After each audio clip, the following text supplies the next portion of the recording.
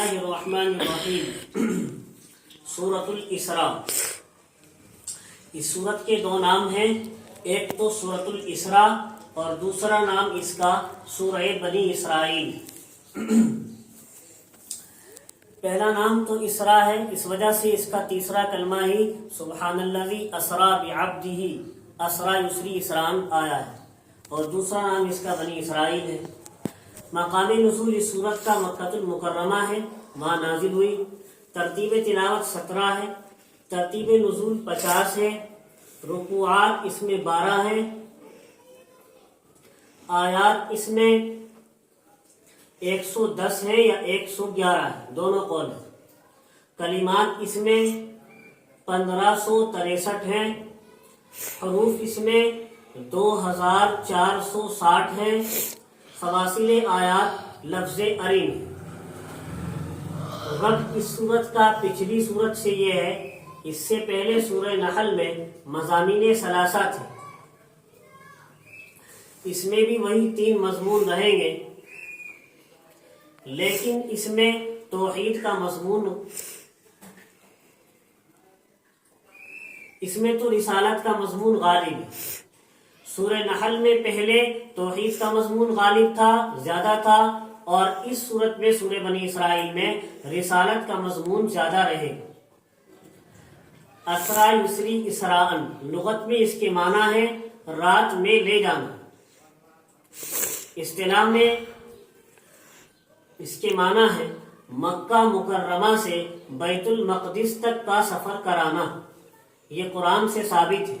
سبحان الذی اسریٰ بعبدہ لیلا من المسجد الحرام الی المسجد الاقصی۔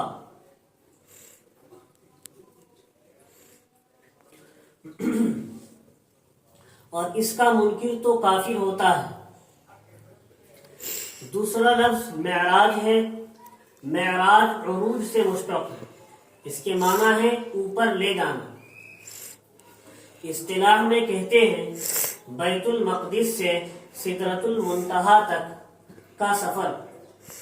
معراج بیت المقدس سے سدرۃ المنتہا تک کے سفر کو کہتے ہیں، اور اسراء مکہ مکرمہ سے بیت المقدس تک کے سفر کو کہتے ہیں۔ تو یہ جو اسراء ہے مکہ مکرمہ سے بیت المقدس تک کا سفر، یہ تو قرآن کی آیت سے ثابت ہے، اور یہ جو بیت المقدس سے سدرۃ المنتہا تک کا سفر ہے یہ احادیث متواترہ سے ثابت ہے۔ اس کا منکر بدعتی ہے اور فاسق ہے۔ تیسرا سفر اب سدرۃ المنتہا سے اوپر تک کا سفر، اس کا ثبوت خبر احاد سے، اس کے منکر پر فقہا نے کوئی حکم نہیں لکھا ہے۔ اب ایک بات یہ ہے کہ یہ معراج روحانی تھی یا جسمانی تھی؟ جیسا کہ بعض لوگوں نے کہہ دیا ہے کہ معراج تو روحانی تھی، یعنی یہ سفر سب خواب میں کرا دیا گیا، اور خواب میں ہی اللہ کے رسول صلی اللہ علیہ وسلم کو جنت اور جہنم دکھا دیے گئے، حقیقت میں آسمانوں پر نہیں لے جایا گیا۔ تو ان کی یہ بات غلط ہے، اور صحیح بات یہ ہے کہ یہ معراج جسمانی تھی، اور اللہ کے رسول صلی اللہ علیہ وسلم کو جسم اطہر کے ساتھ ہی آسمانوں پر لے جایا گیا اور جنت اور جہنم کی سیر کرائی گئی۔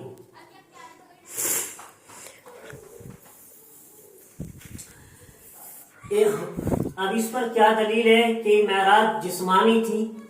پہلی دلیل تو یہ ہے کہ سورت کے شروع میں ہی لفظ سبحان آیا ہے، سبحان الذی اسریٰ بعبدہ۔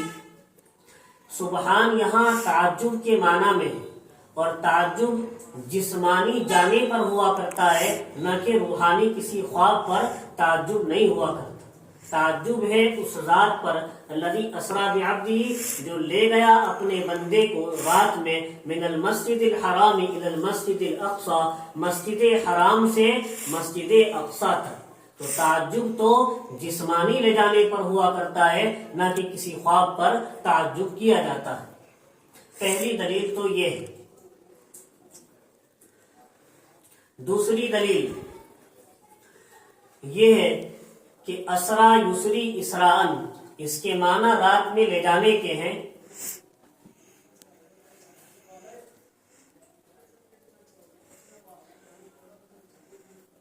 اور کسی چیز کو لے جانا یہ روحانی اور نہیں ہوا کرتا بلکہ جسمانی ہوتا ہے. جیسے فاصلی بیالی کا وقت من اللیل قرآن کی دوسری آیت میں بھی وارد ہوا ہے. تیسری دلیل یہ ہے قرآن میں آیا ما زاغ البصر وما طغى، سورہ نجم میں آیا ہے نبی کی نگاہ نہ گھٹی نہ بڑھی، جو دیکھنے کے لیے کہا وہی دیکھتے رہے. معراج میں تو بصر کا تعلق جاگنے سے ہوتا ہے کہ آنکھوں سے دیکھ رہے تھے، اس کا تعلق جاگنے سے ہوتا ہے، سونے سے اور خواب سے اس کا تعلق نہیں ہوا کرتا ہے. چوتھی دلیل یہ ہے وما جعلنا رؤیت التي اریناک الا فتنة للناس. کفار نے اس بات پر اعتراض کیا تھا کہ ایسا نہیں ہو سکتا، تو اعتراض جسمانی لے جانے پر ہی ہو سکتا ہے، روحانی پر نہیں ہو سکتا. کفار نے جو اعتراض کیا تھا کہ معراج یہ نہیں ہو سکتا، معراج تو اس طرح نہیں ہو سکتی، تو وہ جسمانی لے جانے پر ہی تو اعتراض تھا، جسمانی جانے پر. ورنہ خوابوں پر کون اعتراض کرتا ہے؟ خواب میں تو کچھ سے کچھ انسانوں کو نظر آ جایا کرتا ہے. پانچویں دلیل ام ہانی کا انکار. حضور صلی اللہ علیہ وسلم نے ام ہانی سے کہا میں رات آپ کے پاس لیٹا ہوا تھا اور مجھے آسمان پر لے جایا گیا. تو حضرت ام ہانی نے حضور صلی اللہ علیہ وسلم سے کہا آپ کسی اور سے نہ بتلائیے، کفار تو آپ کی تکذیب کرتے ہی ہیں، آپ کو جھٹلاتے ہی ہیں.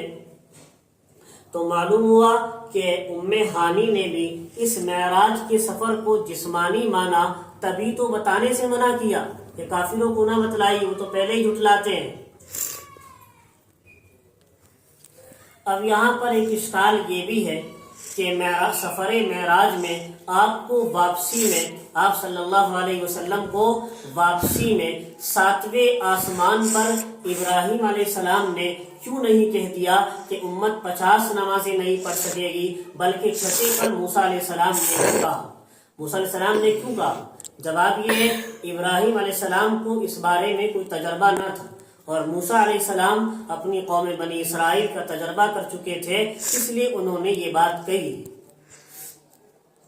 دوسری بات یہ کہ حضور صلی اللہ علیہ وسلم خود بھی نماز کم کرا سکتے تھے، دوسروں کے کہنے کی کیوں ضرورت پیش آئی؟ جواب یہ ہے کہ حضور اکرم صلی اللہ علیہ وسلم دیدار میں مستغرق تھے، اللہ تعالیٰ کے دیدار میں مستغرق تھے، اللہ تعالیٰ کے دیدار میں تھے، اس لیے وہاں ان کو خیال ہی نہیں آیا اس طرح کی باتوں کا، اور دوسروں کی یاد دلانے پر انہوں نے اس بات پر توجہ کی.